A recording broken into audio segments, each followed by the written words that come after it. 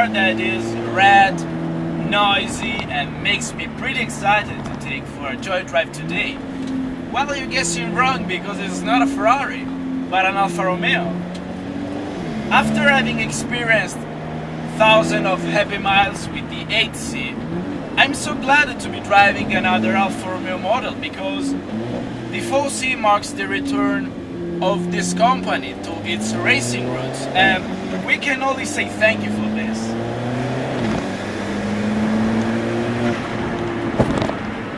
It's a car that shouts to the entire car industry, we're back and we're gonna kick your ass.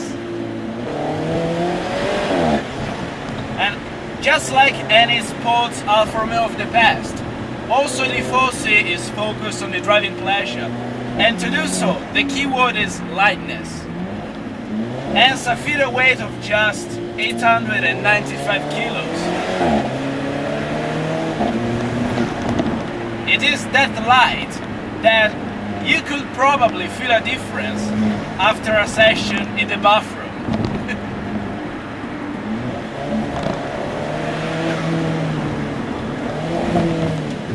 Behind the wheel of the 4C, it feels like to be driving a go-kart. The driving position is very low, and just look at the carbon tab. I mean, this car has a tab made entirely in carbon fiber. This is something that we're used to see just on cars like the McLaren 650 or the Ferrari. It's pretty amazing. One of the first things I did when I took delivery of the car was to remove the floor carpet, because keeping them is the equivalent of having a naked girl just for you and asking her to get dressed. This is so beautiful. It's like porn. It's an Italian car, so there must be something that doesn't work properly, which is the infotainment system in the case of the 4C. But hopefully, this little raging 4-cylinder engine behind me makes you forget at how terrible the infotainment system is. Just listen to that.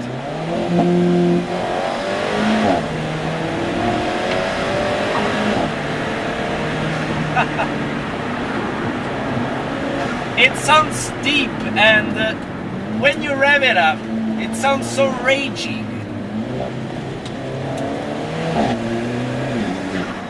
And listen also to the turbo.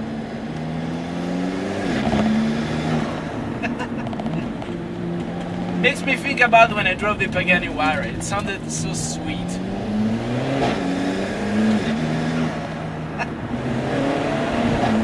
The engine produces 240 horsepower, which is really enough to move the 4C.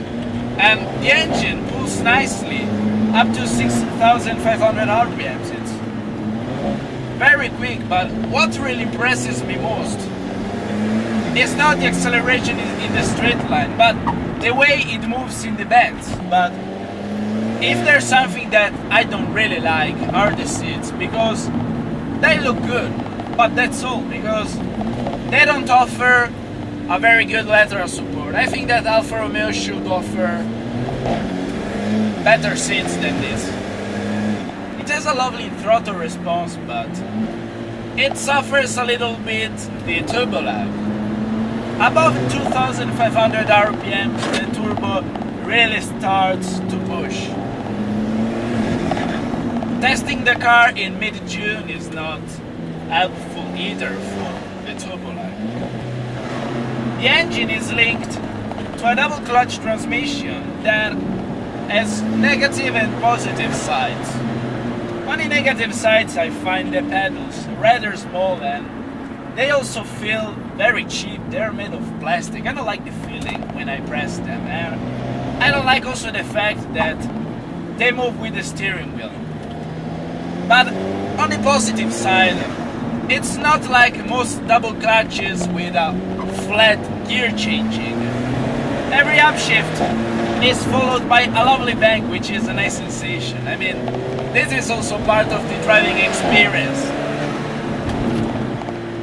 You know, before to take delivery of the 4C, I was very curious to hear about the opinion of the other automotive journalists, and I've noticed that many of them complain because they said that the Tifosi wasn't able to oversteer.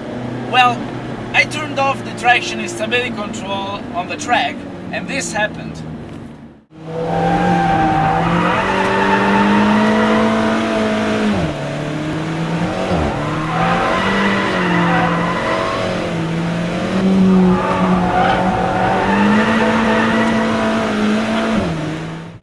With the traction and stability control off, the Tifosi is very fun to drive, and you can power slide and drift it around the corners. It's very easy to handle, and I don't understand this journalist. I think the problem is not the car, but the driver. On the central console we find Alfa Romeo's manettino called DNA, where we can change several parameters of the car. We have all-weather, neutral and dynamic. Right now we are driving in dynamic, which is the sport mode. It makes the traction and stability control less invasive, and it sharpens the throttle response. If we press again dynamic mode, we engage the race mode, which turns off completely the traction and stability control. And you see, it can power slide, yeah. So many journalists are wrong.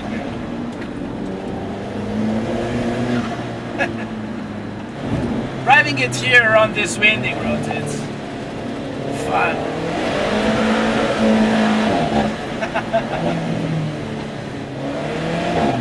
The chassis is very communicative, and combined with an assisted power steering, you have a great connection to the road.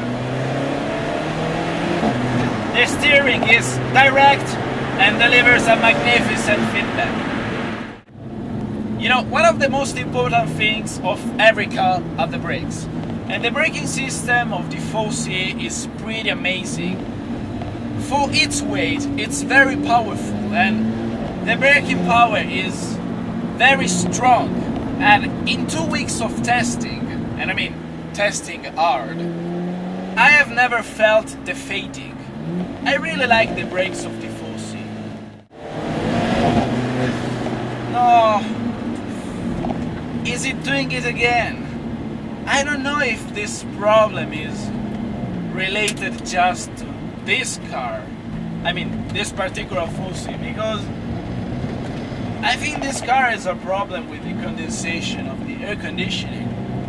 You're driving and suddenly you feel a lot of water, I mean a lot, floating on your right foot. And this is annoying.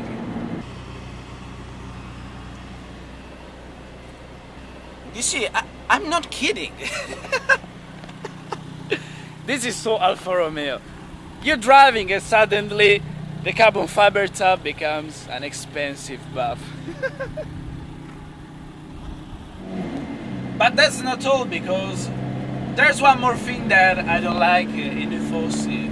I like the fact that it's Spartan. It's part of its essence to be like this. But what I don't really like is the contrast between the carbon top and the interior, because you're surrounded by carbon fiber, but then you look around and there is cheap plastic everywhere. Also, the buttons feel very cheap. It's not the most practical car in the world though. It lacks of rare visibility. You really struggle to see what's behind. And also, the trunk is rather small, and the absence of power steering makes the steering very hard to use at low speed. But this car is made with a specific purpose, and it's to deliver emotions. And when you drive the Tifosi around these windy roads, you really forget about all the negative sides of this car. So here's the $1 million question. This or the Porsche Cayman S?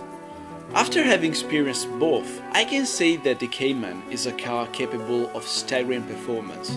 It's also better refined and more practical, but it's too perfect to be as good as the Tifosi. You know, it's the same as comparing Italy to Switzerland. In Switzerland, a lot of things work better than here, but at the end, where would you want to live to feel alive? Think about it. What I'm driving is the latest generation of the Targa.